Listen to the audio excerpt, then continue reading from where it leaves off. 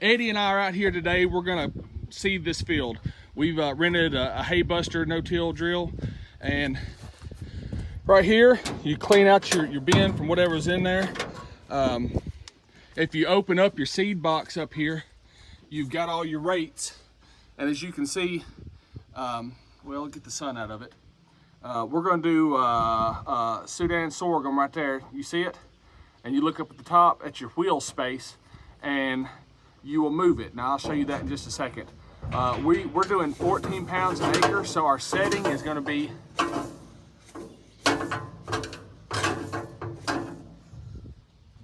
at 5, is that right? Am I looking at it? Yeah. Yes. Yeah, it's at 5.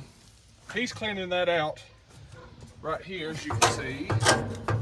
It's just some residue. He's got a stick. We got the clean out open. Remember, I told you that right here is the clean out on it. Okay, and right here, this is what your setting does. So if we move this right here, like I said, it was 5 for what we needed it on. It opens these. Oh yeah, he's doing it. See, it opens it up and lets more or less seed come out, and it comes into these, comes down, and you've got them. Looks like an old. It's like a disc, you know, and it opens up a furrow. Drops the seed in the furrow, and then right there you got that roller wheel that comes back over the top of it. And we're gonna do Sudan sorghum and what else? Millet. Yeah, millet. And you see, we're just gonna mix them together because they're about the same size. So we're going to put that in here. We've got everything cleaned out. We're gonna close our clean out levers.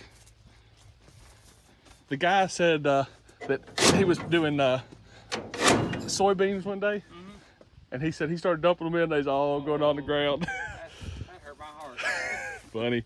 So, okay, so we've got that closed. We're gonna put the seed in, and we're gonna do us a little test run right here to make sure everything's seeding correctly. All right. So we're gonna put in our Sudan sorghum first. The seeding rate is actually a little bit less for the millet, but we're not going to worry about that. We're just going to put it all in here together, and it'll be in the field. So I'm going to spread that out. Oh, here you go. We're going to change cameraman. And yep. A little bit on the ground. And Eddie had a good idea. He said we can get that concrete mixer and mix all this seed together. And that's a little bit overkill for this. It's a little bit overkill, but I don't think that it's a bad idea if you really eat them. Do you think that it'll seed different? No. Okay. If as long as your seed is basically the same size, it shouldn't have no difference. That's kind of what I was thinking. All right, so he's putting that bag in right there, and then we got one more bag. Everything's in there now, and we're just gonna mix it up a little bit.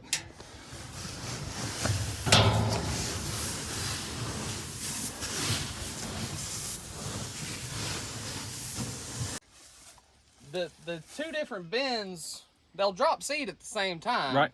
You just have to make sure that all the seed in one bin is of similar size. Okay, so what that means then is we're gonna take our Sunn Hemp and our peas right here. These are iron clay peas. Does that sound right? I couldn't tell you, to be I honest. think they're iron clay peas. But you can see they're roughly the similar size. So you can mix that in just like we mix that millet and sorghum together. And we're just gonna do it in the other box. Yeah, just do it in the other box. So that cuts us down to one pass on everything. Yep. Okay. All right, we're fixing to put all that in, and then we're gonna start seeding. Oats, rye, wheat, barley. There ain't no peas on there.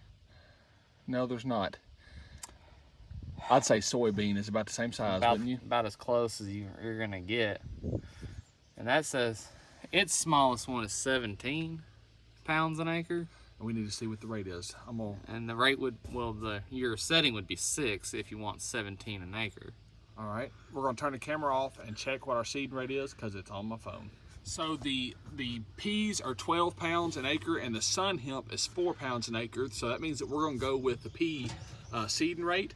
If you look down in there, you'll see that when the seed actually falls through the hole, let me open the hole a little bit. See, that groove in this wheel here, that's where the seed lands, and as that turns, once that seed lines up with the hole, then it falls. So it's not gravity powered like the other ones are. It's just barely coming out. Okay. So if we have this set at like half, well, if I can get my finesse in here. And then it's got a wing nut on there, and we'll just... Yeah, and it cinches down right there. And then that should, as we go, slowly turn that wheel and just drop a turnip seed every now and then. And if we mess it up, there's just a bunch of turnips. You're gonna have a bunch of turnips on one side of your field. All right, that'd be okay. So we're fixing to put the turnip seed in there, and we're gonna try it, and we'll figure out how it worked here in about, what, 3 weeks, 4 weeks? Yeah, something like that. Okay, so look at this. This is gonna be almost funny because look how big the box is. And oh yeah, and you get just a little bit. Wanting to set the depth on your seed, you look, there's some pins right there and a washer, and you take the pin out, pull this little arm back right here, and move the washers from top to bottom or bottom to top, and that changes your depth. But this one's already set up. We're not gonna mess with it. Soybeans, is it what? It says soybeans, 17 pounds an acre. Okay. Setting is 6. Okay. So we're going less than that. You said just... If you want 12 pounds an acre, I would move it closer to 5. Okay, so we're moving our little thing right here, and you see our triangle moving, and it's just over 5 1/4, 5 1/2, you think? Yeah, 5 1/4. All right, so we about right there, and you see where our holes opened up to right here. All right, we gonna make it work. So I'm gonna move the Expedition. Should we seed that little embankment right there, or is that gonna be a pain? Not necessarily a pain. I don't know about this thing on the incline. Yeah. Okay. Well, let's not do it then. I got a little hand spreader. We could sew some fescue on it. Oh yeah, good idea. Last thing is we're gonna move our yellow gas line markers right there, where we tentatively putting up a fence. And we don't really need to know that now, I don't think, do we? I don't. Flagger the deer.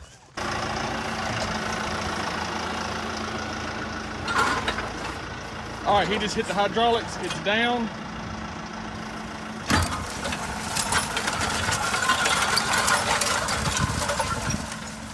You see what he did? He just did him a little test run. We've stopped, and we're gonna check it. Look at there. See our peas in the ground?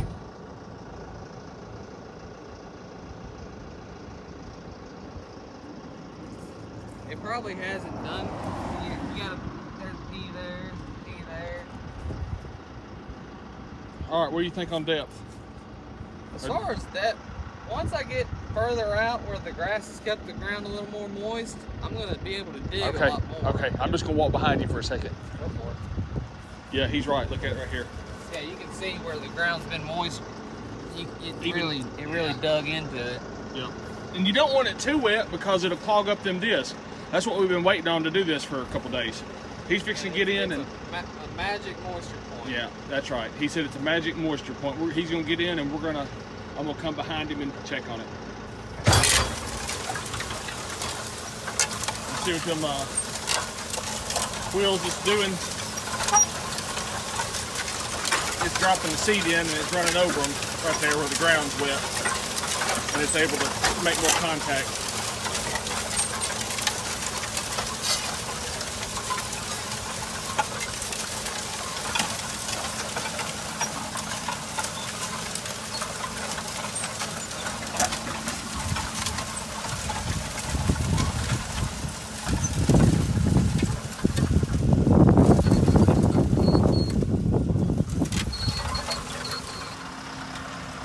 All right, now watch what he does for his turn right here. See the discs are down?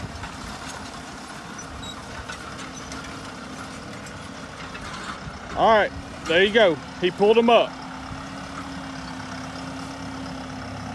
If you start turning with them discs in the ground, it's gonna break stuff. It's gonna tear them off. And I'm sure that they won't be happy at it wherever you rented the drill at. Or if it's yours, you'll probably be even less happy. Now look. He forgot to put it down. Nope, he's backing up. Sorry, Eddie, I sold you short, man. Eddie, pretty sharp fella.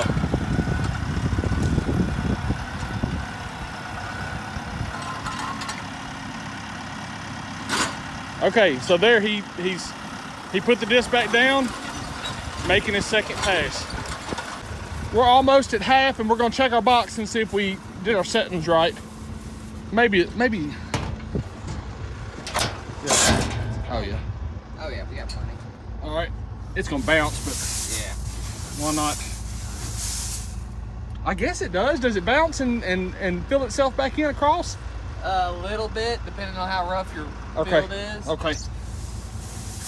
And this, the way I'm going is probably the roughest I can on this field, because they got planted in corn in this direction. Yeah, that's right. That's right. Okay, well, so it's working. What about this box? Yeah, it's working pretty good. All right, we need to reset that, don't we? I mean, we can. Just crank it down a little bit. Okay, so we set that one too high and we let it go too long without checking it.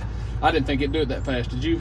No, but granted, that bigger seed takes up more space. It just looks. Yep, you're right. Looks different. Okay, so we're gonna reset this one, and you're just gonna have one side of your field that have a lot more peas than the other side. Yep. All right, well, we'll make it work. So if you want to do it, set it lower than soybean. Why don't we put it at what do you think?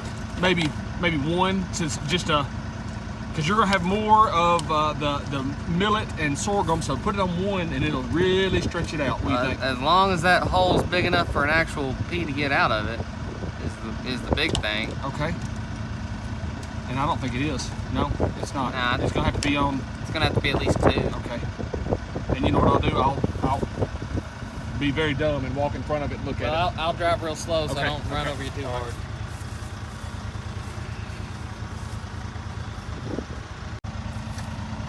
These fixing to go very slow.